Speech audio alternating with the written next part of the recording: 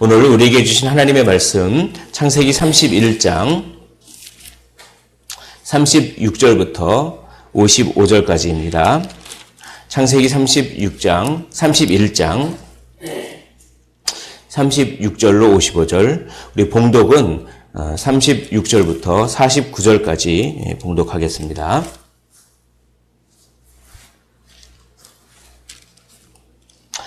다 찾으신 줄로 알고 한 절씩 교독을 하시고 마지막 절 함께 읽도록 하겠습니다. 야곱이 노하여 라반을 책망할세 야곱이 라반에게 대답하여 이르되 내 허물이 무엇이니이까 무슨 죄가 있기에 외삼촌께서 내 뒤를 급히 추격하나이까.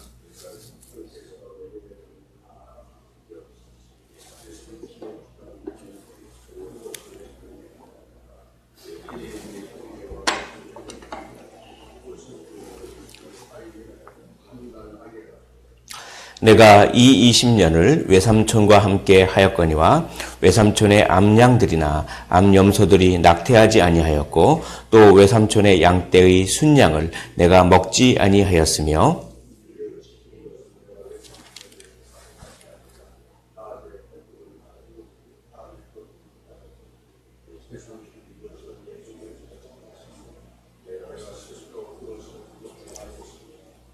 내가 이와 같이 낮에는 더위와 밤에는 추위를 무릅쓰고 눈 붙일 겨를도 없이 지냈나이다.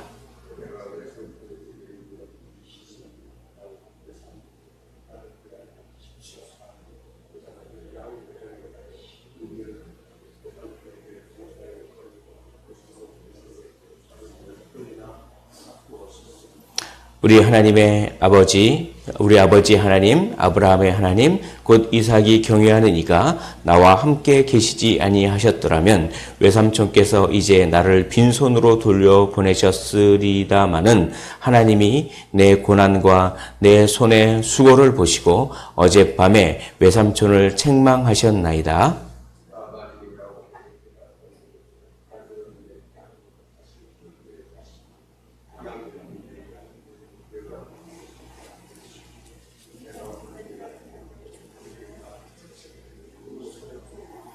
이제 오라 나와 내가 언약을 맺고 그것으로 너와 나 사이에 증거를 삼을 것이니라.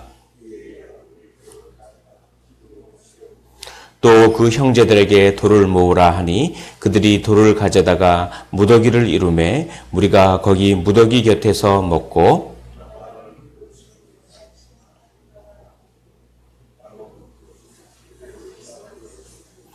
라반의 말에 오늘 이 무더기가 너와 나 사이의 증거가 된다 하였으므로 그 이름을 갈레시라 불렀으며 또 미스바라 하였으니 이는 그의 말에 우리가 서로 떠나 있을 때에 여호와께서 나와 너 사이를 살피시옵소서 함이라. 아멘. 예, 오늘 말씀은 이제 야곱과 라반이 서로 언약을 맺는 그런 말씀입니다. 자, 라반이 드라빔을 찾지 못했습니다. 자기 딸 라헬이 그 라반 가문의 수호신 역할이라고 그렇게 믿었던 그 드라빔이 인형입니다. 인형. 한 요 정도 크기 되는 일종의 인형 같은 건데 그런 우상을 섬겼던 것 같습니다. 그래서 그것이 자기 가족을 지킨다라고 하는 일종의 수호신 같은 그런 인형인데 그걸 갖다가 자기 라반의 딸 그 라헬이 그걸 훔쳐서 숨겼는데 이제 라반이 그것을 막 찾는데 찾지를 못한 것이죠. 이제 이런 상황에서 이제 오늘 36절 이렇게 이야기합니다. 자, 야곱이 노하여 라반을 책망할세라고 합니다. 이게 사실 가당키나 한 얘기입니까? 어찌 자기의 그 장인 어른이고 또 외삼촌이기도 한 그 라반을 야곱이 노하고 책망할 수가 있습니까? 근데 이것이 정당한 걸로 하나님께서 이제 인정해 주시는 것이죠. 여기 보면 자 이렇게 얘기합니다. 야곱이 라반에게 대답하여 이르되 내 허물이 무엇이니까 무슨 죄가 있기에 외삼촌께서 내 뒤를 급히 추격하나이까. 이걸 원래 야곱이 하고 싶었던 얘기입니다. 사실 야곱은 라반의 재산을 훔친 적이 없습니다. 정당하게 자기가 열심히 노력해서, 그리고 하나님께서 그 은혜를 주셔서 재산이 이렇게 증식된 건데, 오히려 라반이 막 빼앗았고, 라반이 오히려 야곱을 도둑 취급해서 막 쫓아온 것이죠. 야곱을 죽이려고. 자기 재산을 다 빼앗아간 것처럼. 근데 그 상황에서 야곱이 라반에게 만나자마자 야곱이 엄청 억울하잖아요. 나는 정당하게 돈을 벌었는데 왜 나를 도둑 취급하느냐.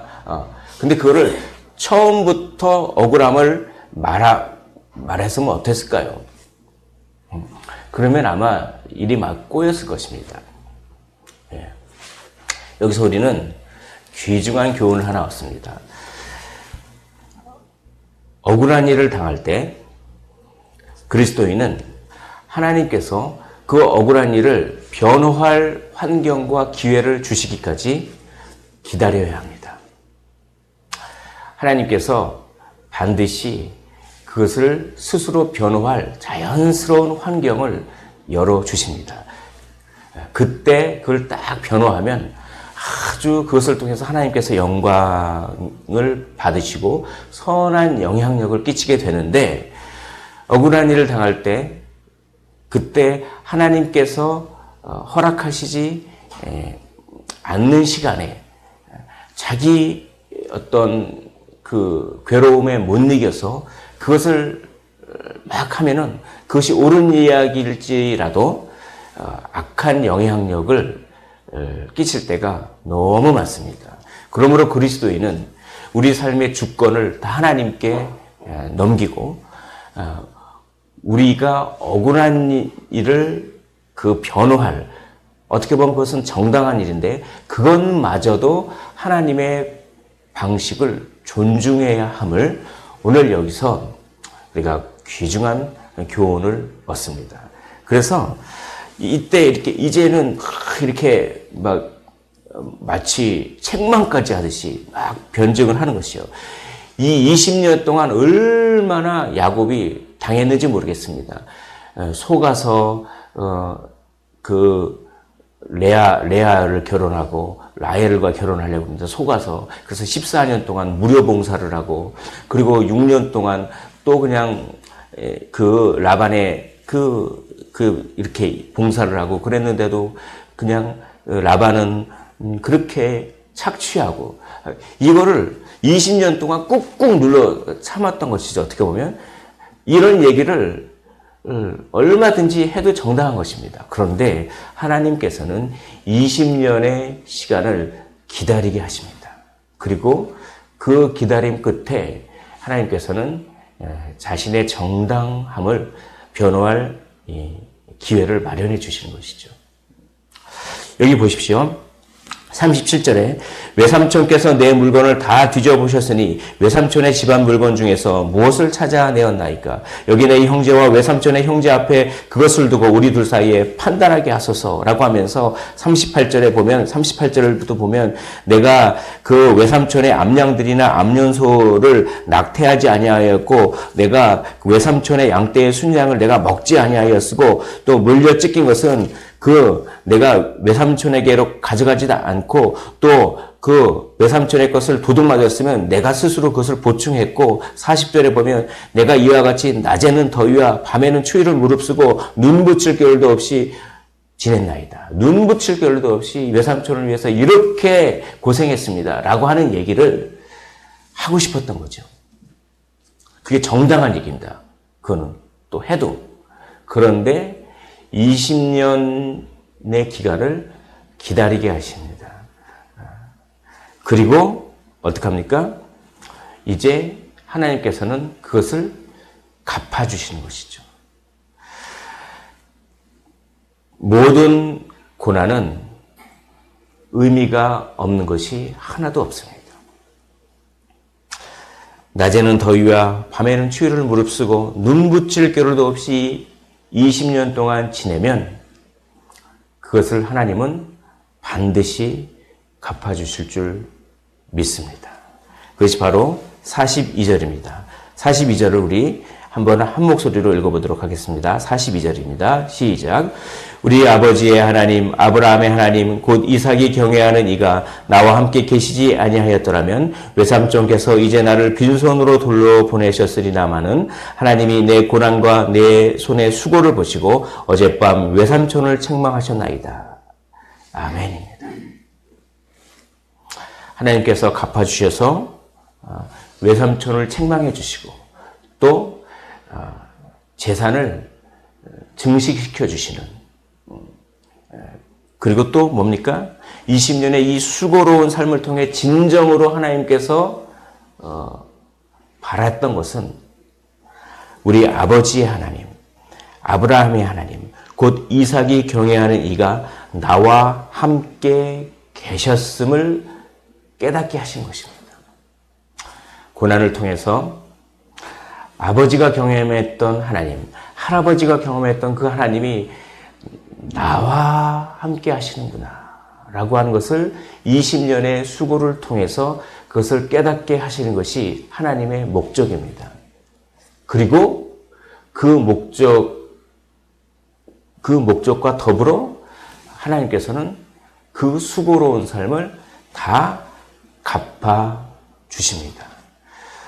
어떤 경우에는 우리의 억울함이 우리의 인생 가운데 변화할 기회를 하나님께서 허락하지 않으실 수가 있습니다.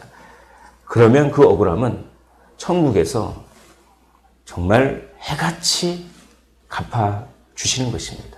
그러므로 우리의 모든 삶의 주권을 하나님께 이양하십시오. 그러면 하나님께서 갚아 주시는 것입니다. 오늘 우리의 삶이 수고롭고 그래도 그 뒤에 하나님, 나와 함께 하나님이 있다고 하는 것을 인정하시고 갚아주시는 하나님을 의지하시기를 주님의 이름으로 축원을 드립니다. 그런데 인정하지 않으면, 자기 자신을 객관적으로 인정하지 않으면, 한마디로 말해서 고집 부리면 문제가 해결되지 않습니다. 오늘 라반의 모습을 보십시오. 43절을 제가 읽어보겠습니다. 라반이 야곱에게 대답하여 이르되 딸들은 내 딸이요 자식들은 내 자식이요 양떼는 내 양떼요 내가 보는 것은 다 내 것이라. 내가 오늘 내 딸들과 그들이 낳은 자식들에게 무엇을 하겠느냐. 이건 뭐냐면 아직도 라반은 탐욕을 버리지 못했습니다. 억지를 씁니다. 자기 자신의 인정, 자기 자신의 잘못을 인정하지 않습니다. 내가 너의 재산을 사실 빼앗았다라고 하는 것을 인정하지 않습니다. 스스로 속는 것이죠. 자기 합리화를 합니다. 이게 다 내 건데, 참 내 건데 어쩔 수 없이 내가 너에게 주는구나 라고 하면서 오히려 야곱에게 관용을 베푸는 척합니다.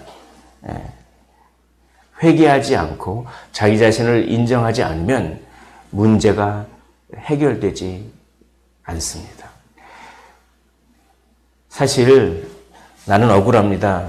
나는 참 힘듭니다.